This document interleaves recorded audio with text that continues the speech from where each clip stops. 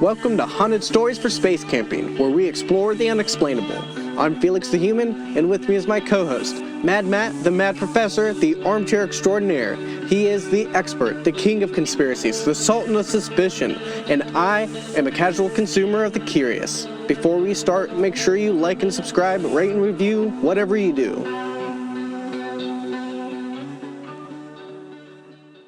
With me, as always, is Armchair Operator, Mad Matt, the Mad Professor, the COO of the UFO. Oh, I used to do a lot of those, and I kind of stopped for a while, and I think I'll bring it back. Yeah, I like it. You should bring it back. I like The Sultan of Suspicion. Yeah, something. The Emperor of Intrigue. The Crown of Conspiracy, something. Yeah. So, the Baron of the Baffling. How are you, Felix? What's on your mind today, bud? Not too bad. I am just dying to do the remote viewing episode that we've tried and failed to get down before. So I'm super excited to do it. I've got renewed energy in the subject. I think I'm ready to try it on my own. I'm not calling myself a professional, but I think I could give it a go. I'm here for it. I'm good to go. Yeah. Well, did you do any looking into it since we last talked about it? No. I won't lie to you. Busy day at work. I really wanted to catch up onto it, but something we're going to talk about a little later on. I got a friend with me here. We won't reveal their presence at present, but I'm sure it'll come up later in the episode here. Just give me a second. Yeah, no problem. Let me see here. What about? Oh yeah, we're good. Let's do this. Let's do it. Yeah. Okay. So, hopefully by now our audience has a little bit of knowledge on whatever we're talking about. But remote viewing, for those of you who need a quick, 1,000-foot view, that was, this obviously wasn't invented by the U.S. government, but it was kind of came into the lexicon during, the Cold War and all that with Russell Targ and Harold Puthoff at the Stanford Research Institute. I would say that it was studied and investigated to great extent. Yeah, they put it through the ringers, and they just had person after person. You got Ingo. I'm gonna have trouble with names today. Ingo Swann. Yeah. With the American Society for Psychical Research. And Courtney Brown, all these people who were just putting into this. So what it was in 1995, we had the release of all the information from, what was it, Stargate? Yes. The Stargate project and all that jazz. So it got declassified around 95. And after that, it became a little more publicly known. Yes, you're right. Yeah, but so it pretty much started out as the concept of remote viewing could be done and taught to anybody, and anybody can do it. Everybody has it in them. It's just about teaching them how to, I don't want to call it like unlock it, but sort of teaching them the process and all that jazz. But that right there with me is one of the issues. Unlock it. There's nothing there, and I'm not going to be a skeptic and swat everything down because I will say that preliminary, it produces some strange results. Yeah. And you know what? The only thing I don't like about I guess we'll call it the scientific side of things, because there are some very intelligent people that were researching this. Oh, yeah. But I think nowadays, they scrapped the project, obviously, and there's a conspiracy theory that they didn't scrap the project, they just made it more secret. I believe they scrapped the project. I believe we're at a men staring at goats scenario here. Yeah. Where we're just you just hit a brick wall. I don't think so. I think every Black Book C-Trip project that's ever yielded results is still going on to this day, including MK Ultra. Oh, you do? Okay. Uh-huh. Well, you know what? We'll dive into that another day. Yeah. I don't like the research side of this because they preach heavily that they want no outside influences to people when they're doing remote viewing and all of this stuff, but all they do is have a series of influences Right. involved. You know, they try to put it into scientific terms and sort of explain remote viewing in scientific ways, except inherently there's a lot of issues with what they put out there. Well, You know, and because a lot of their scientific conclusions are not fact based, they're more feeling based. And right. that is impossible to definitively, you know, produce consistent, accurate results. Right. And I would even venture to say like this is like the psychic phenomenon of the late 90s and the early 2000s where you had all Yeah. these great what was his name? What was his name? The guy that had the Talking to the Dead show. And he was John what Lithgow. no, this was he had like a tan and he always wore he was gosh, I can't remember. If anyone ever listens to this stuff and comments on it, they're going to be like, this show. And then there'll be like one thumbs up on that comment. And anyway, there was a string of them like on sci-fi and stuff. And what these people did is that they were master people reader. They were almost like Sherlock Holmes, the power of Mentalists. deduction. Mentalists. Yes. They Yes. knew the science behind reading people, ergo, they could look like they were That's one of my major issues. predicting things. Right. That's one of my major issues with this is that their sample group, while it was accredited good people that produced hit and miss results, their sample wasn't big enough. They needed to take thousands of people. Yeah. Well, And I do mean, this. and this was also one of the things that you remember James Randi, the Yeah. big skeptic who set out to disprove a lot. This was one of the things he took on. Was remote viewing, and it's been a while since I watched the documentary on him, but some of these tests he would just come in and he would pick them apart. Like you said, this is a control, but inherently it is not a control. Right. By definition. Right. Inherently, you have already skewed all your results by claiming this thing is a control that quite clearly is not a control. Because it alludes Like there is to influence whatever on that this. yes. Or yeah. Data, as a machine would say, you're giving it data. Yeah. Yeah. So now in no form am I rebuffing this or, psychic abilities, just everywhere you have a person doing something that is not explainable, there is another person in the background waiting to exploit it and profit off of it. Oh, yeah. And that is what happens. So, all of this, like they do classes, they do seminars. I've been, watching through a particular class that teaches remote viewing. It's remote viewing practice. Like is for the real? YouTube page. Yeah. It's a training course. And in it, they're like, surprisingly, only 95% of our students are typically white. I'm like, are you really that surprised, though? When you're on the outside looking in, this shit does sound crazy. It does. It's not going to attract too many of this broad spectrum of people. Right, right, yeah. Only the weird ones, which, So, this has been a topic discussed all over the place. Art Bell, loved talking about remote viewing. George. Classic. They are forever in my pantheon. I can hear that theme song chase in my head right now. So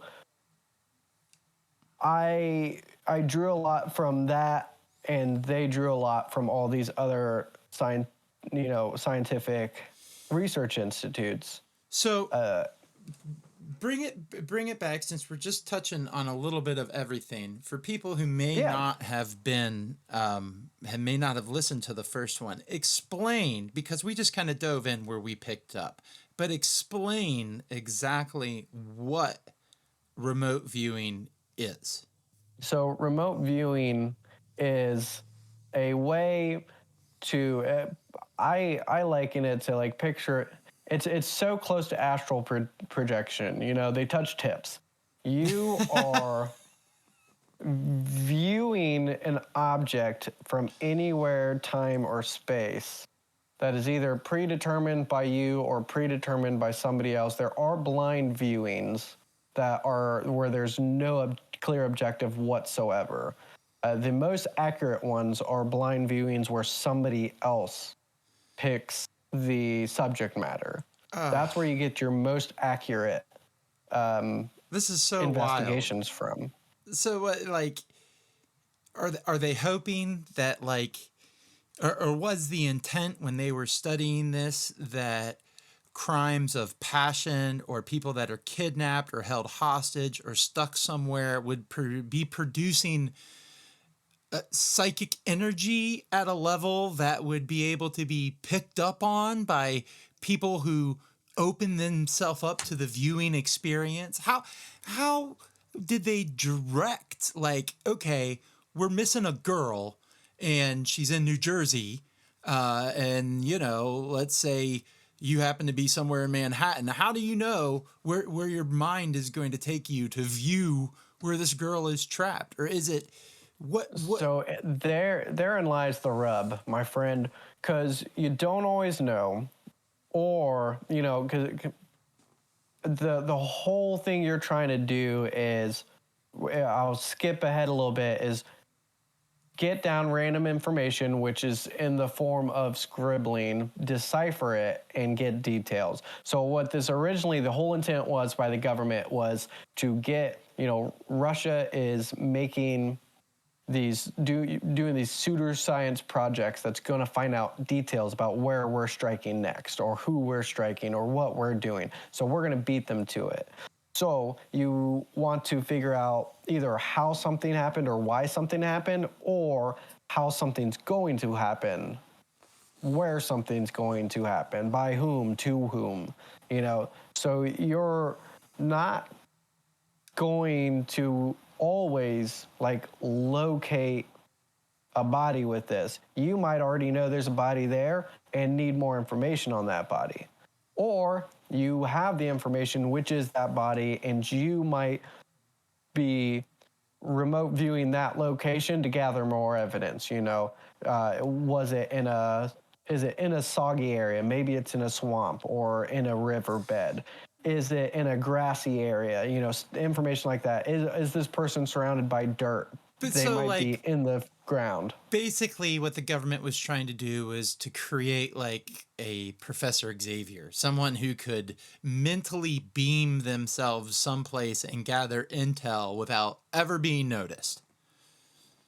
More or less. It's a really basic view to take on it, but yeah, when you strip it down, and you could even give them locations of where you think a target you think is going to be targeted, and then so you're going to remote view into the future to see if it's an actual target, or to see how it was targeted, or from where it was targeted. That's interesting. Stuff like that. That's an interesting concept. Just to okay, we think something is going to happen and it's going to be big enough to be reported on the news. So we just need you to remote view into the future and see if you hear or see anything in newspapers or on the radio of this event happening.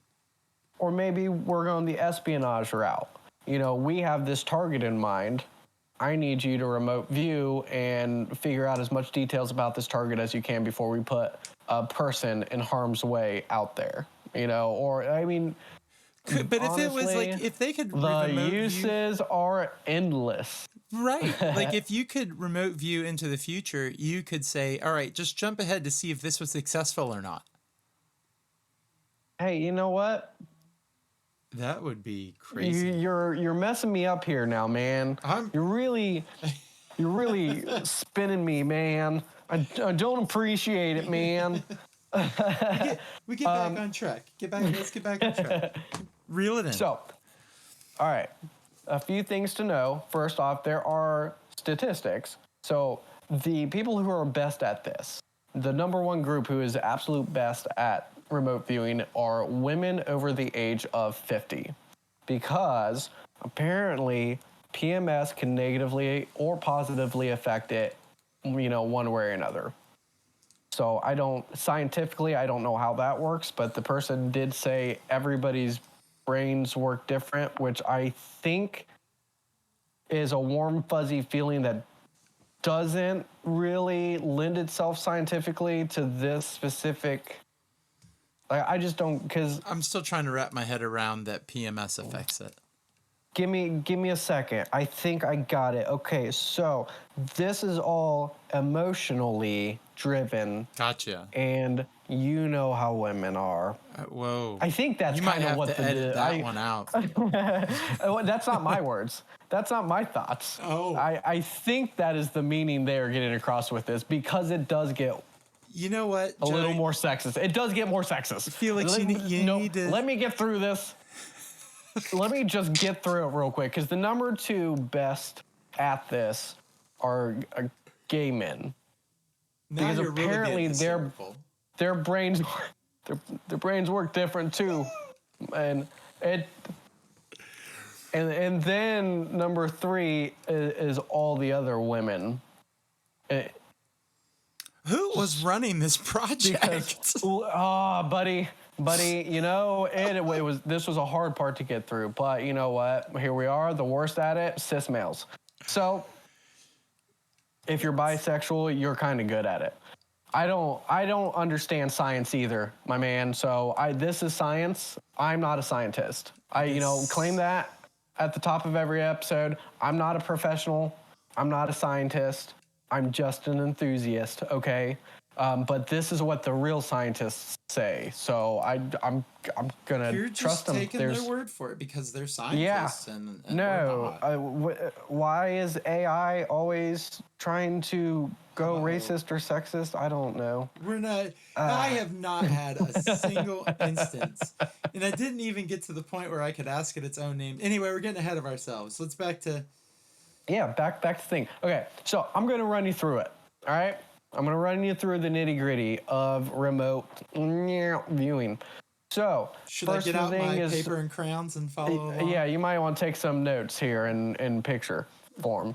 So you got to define your target. Now, I mentioned the differences between blind viewing and not. So you're either going to know what the target is, somebody else is going to have known what the target is, or nobody involved is going to know what the target is.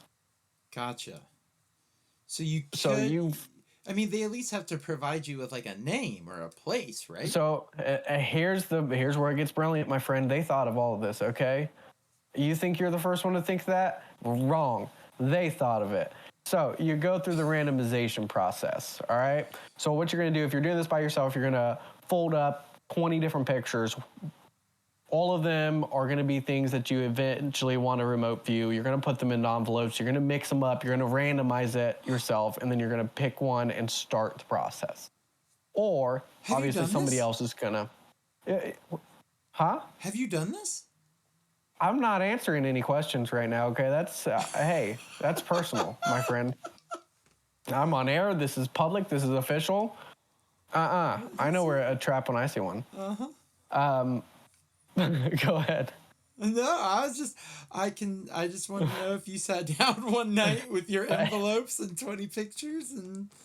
I swear that notebook of the scribbles is from when my kids were babies. All right, we just it's artwork now. Hey man, there's nothing wrong with dipping your toes. Obviously, the other person knowing the subject matter is going to make that randomization process easier because you don't have to mix up a whole bunch of pictures to get things a little more random. And the whole reason for the random is so that you don't have any position towards the subject matter. So you're not going in completely with anything on it, right? Yeah, Any thoughts, not that you biases, anything. Right. Not that you can't do that, and I think it's a really smart practice for people who are either first starting off or people who are very experienced and just trying to, maybe figure out a detail or two in their life, and it's not so important that you need to invest the full time in, all right? It's just a little bit of personal advice from me to you.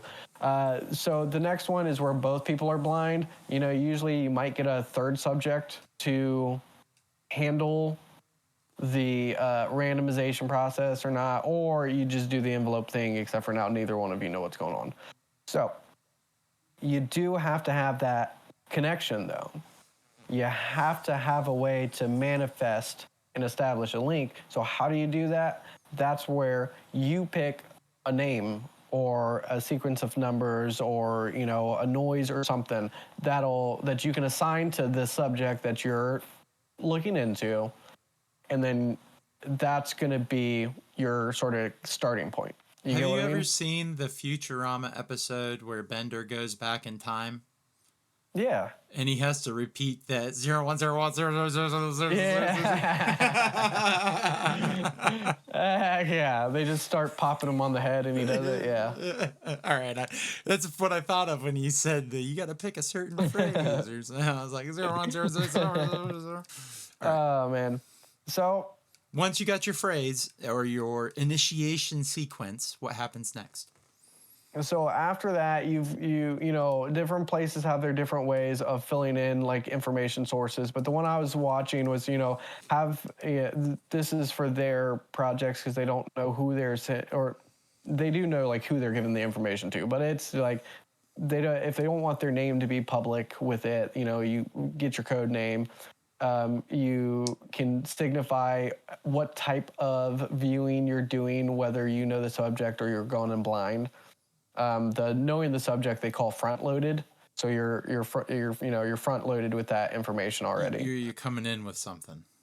Yeah, you're coming in hot. All right, you get all your information down, and then you're going to describe as much as you need your physical state. After you got your code name, your date, time is important for certain things. You have your identifier, which is, your either number series or your nickname for whatever your subject matter is. Right. Yeah. You have your controls in place, which is you're either the viewer, you're either going in blind, you're doing it solo, you're going in informed, or you're going in monitored. What is the parameters you're working under? If you are going in with the monitor with this system, you get their code name as well down on the information because, you might be handing this off to police and they might want to know your guys' nicknames for each other.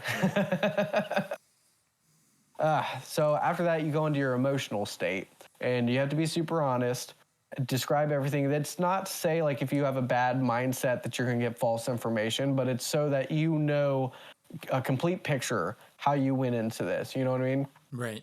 So after that, you're going to start with sort of just an exercise. You're going to write a T for your transit line, and then you're going to just start randomly doodling. And what you're doing here is you're letting your subconscious take over. You're trying to doodle and squiggle and all this stuff without thinking about it. Now, that's really important, armchair operator, and it comes up a lot in all of these things. You cannot be thinking. And if you've listened to any of what I said before this, it is clear a lot of people didn't think before doing this. And that's how you get the best result, is putting no thought into it whatsoever.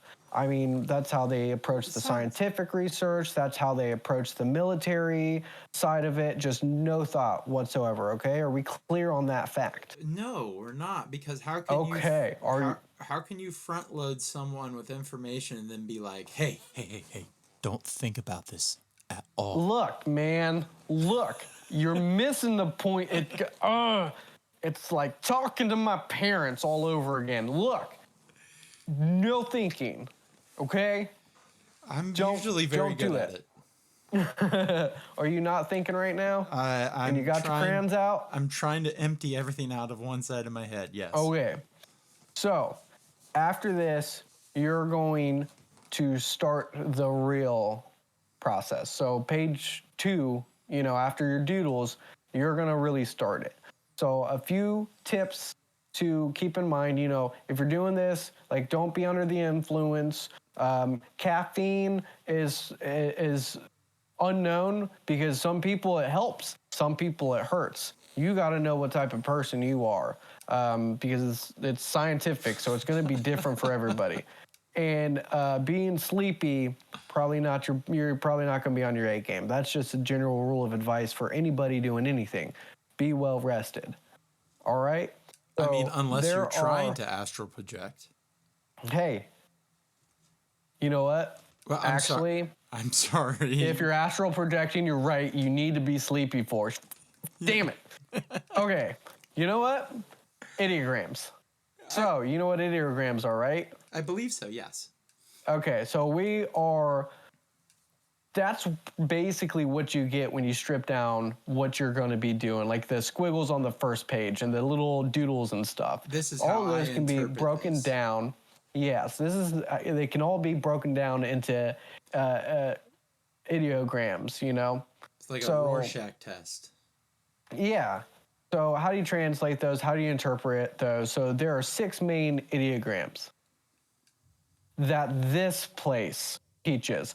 There are also places that teach 8. There are places that teach 20. There are places that use up to 100. There are places that use, 87 and a half. But it can be different for anybody. But this is very scientific.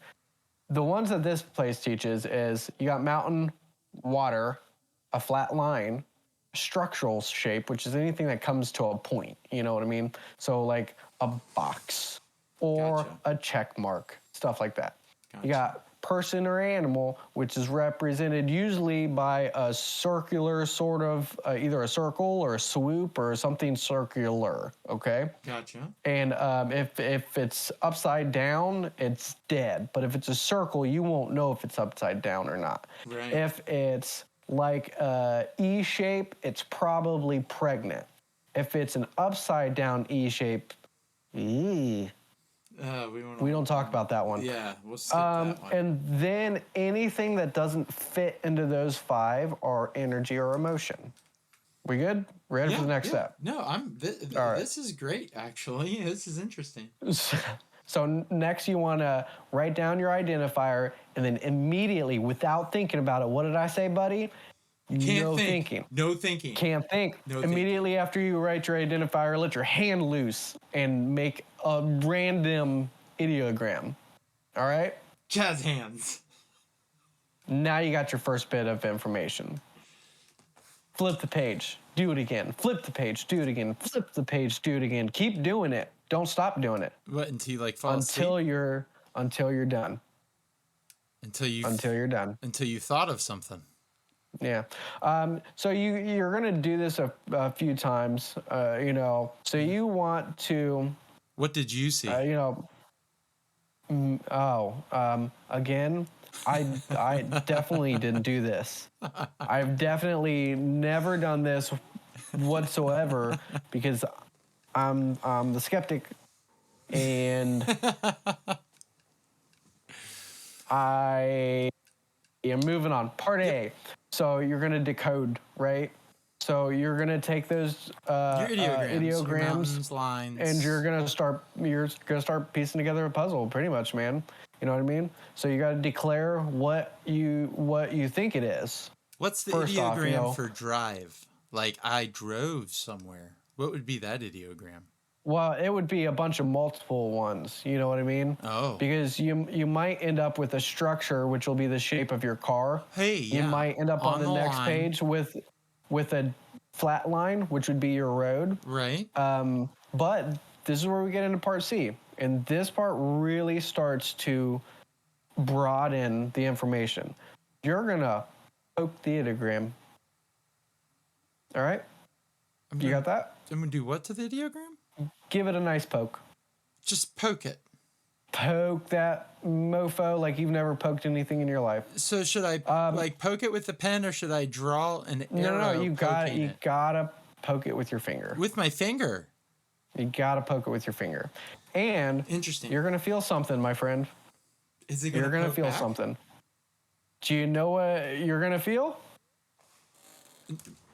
No. Paper. But the other thing you're going to feel is anything. So it could be hard. It could be soft. It could feel like soil. Maybe it feels like soil. Maybe you're driving in a field, my friend. Maybe you've gone off the road and you're no longer on the road and you're driving through a field. You're going to feel maybe it's wet. Maybe it's moist. Maybe it's cold. Maybe it's hot. And you're going to write all of these down. Dude, how wild would it be to stick your finger in a muddy puddle? Like on a sheet of paper? They say, I wouldn't know this for a fact, they say it works. That's wild. That's wild. That's cool.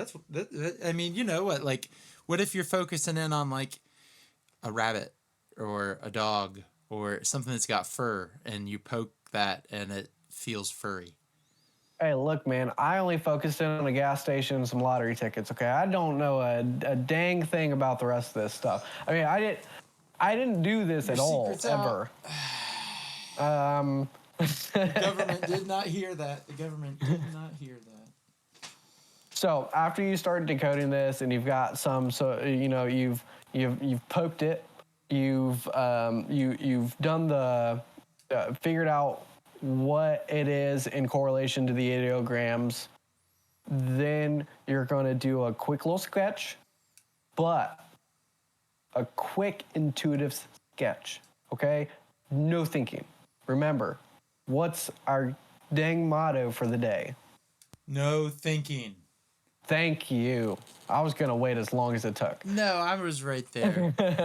I have a bad feeling that my mic is on my headphones and not my professional mic. But that's not a discussion for now. That's fine. We'll see how we sound. Yeah. All right. So after that, you're going to press your hands to your optic nerves, and you're going to see a shape.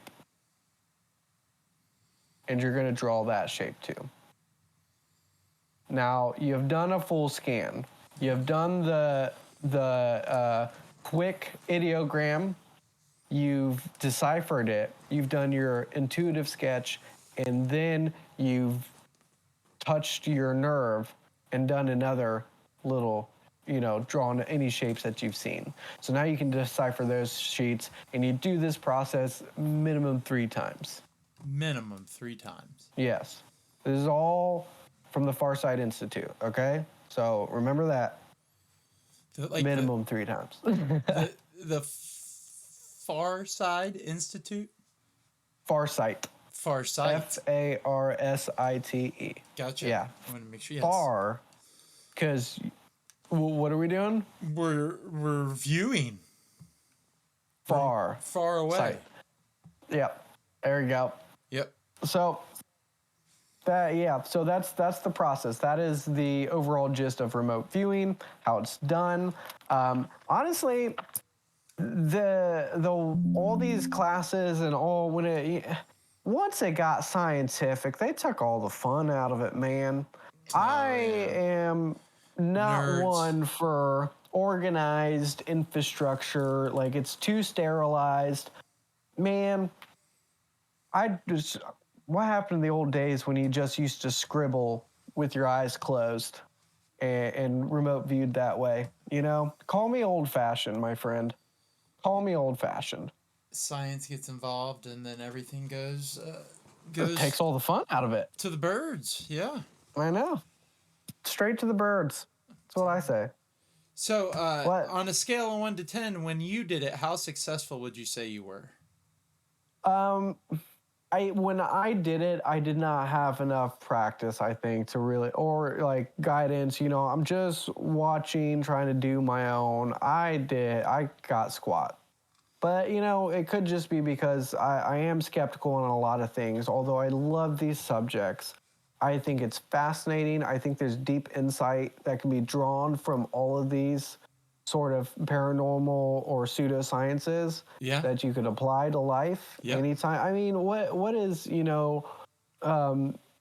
magical thinking other than just the putting your energy out there, manifest destiny.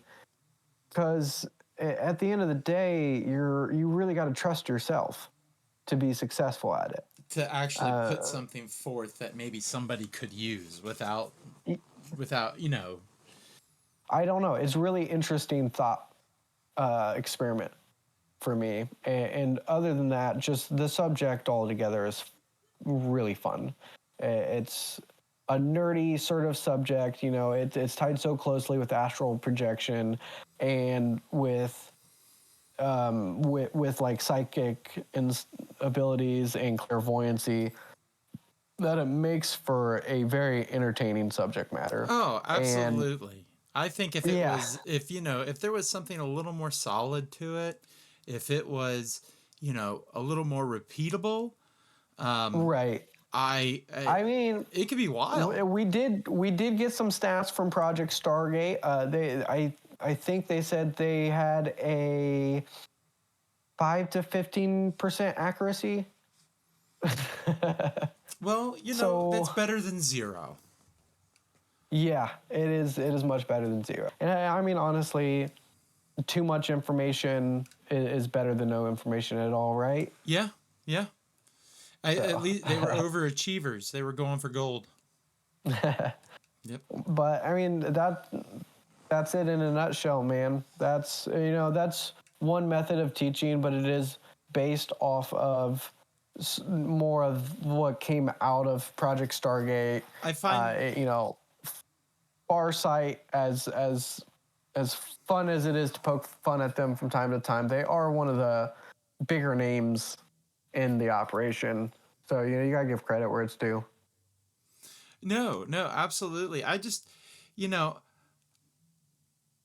I wish, looking back on it, this is one of those things that you said it earlier. I think it's perfect. Men staring at goats scenarios. I mean, yeah. I mean, it was all part of the same. It was a crazy time period. Yeah. We were just throwing shit against the wall. seeing almost all the time. Human limits. Yeah. Seeing what is and what isn't. Yeah. We'll circle back to It's MK Ultra fantastic. because that's real. Yeah. Yeah. I'm excited for it. That's a big one. But that is a big one. A lot of people have done it, but there's a lot there to talk about. Right. Yeah. You want to start? You want me to start? You want to start? No. So in the meantime, yes. Make sure you guys like, subscribe, rate, and review whatever it is you do on however you soak this in. Thank you for being a part of it. We love you guys so dearly, and please reach out with comments. Email us, suggestions, everything gmail.com. Yeah, we would love collaboration for sure. Absolutely. And if you have your own run-ins with the paranormal or anything like that, feel free to drop us a line and tell us about it.